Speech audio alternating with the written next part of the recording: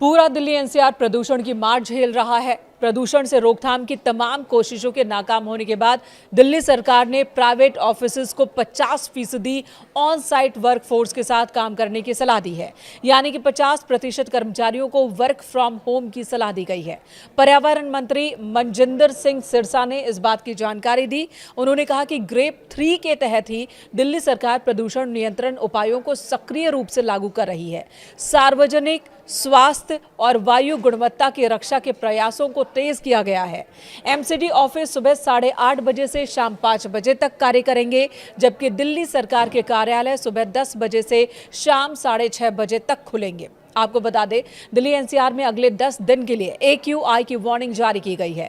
केंद्रीय पृथ्वी विज्ञान मंत्रालय के तहत आने वाली फोरकास्टिंग बॉडी ने कहा कि अगले 10 दिनों तक एयर क्वालिटी बहुत खराब कैटेगरी में ही रहने वाली है, इसमें कोई सुधार नहीं होने वाला। जिसके बाद डिसीजन सपोर्ट सिस्टम यानी कि DSS के मुताबिक दिल्ली के PM 2.5 लेवल में अलग अलग पॉल्यूशन सोर्स की जानकारी मिली है। दिल्ली की जहरीली हवा में ट्रांसपोर्ट सेक्टर का सबसे बड़ा योगदान सामने आया है। लगभग 15% प्रदूषण की वजह ट्रांसपोर्ट ही है और ऐसे में वर्क फ्रॉम होम नियम से सड़कों पर गाड़ियों की संख्या कम होगी और प्रदूषण में कमी की उम्मीद है।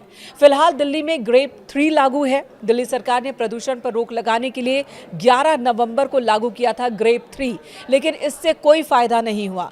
AQI स्तर में कोई सुधार देखने को नहीं मिला, जिसके बाद अलग अलग स्टेशंस की बात करें तो AQI 400 के पार ही दर्ज किया गया है और यही वजह है कि ग्रेप 3 को और ज्यादा सख्त किया जा रहा है। फिलहाल ग्रेप 4 लागू नहीं है, लेकिन सरकार इसके नियमों को ग्रेप 3 के तहत ही लागू कर रही है और इन्हीं में से एक फैसला है दफ्तरों में लोगों की संख्या कम करना, यानी कि 50% कर्मचारियों के साथ काम करने का ये फैसला। CAQM ने अपने लेटेस्ट नोटिस में कहा कि CAQM ने 21 नवंबर 2025 को ग्रेप शेड्यूल को रिवाइज किया है ताकि इसे और सख्त बनाया जा सके। दिल्ली एनसीआर में एयर क्वालिटी को बहुत ज्यादा खराब होने से रोका जा सके।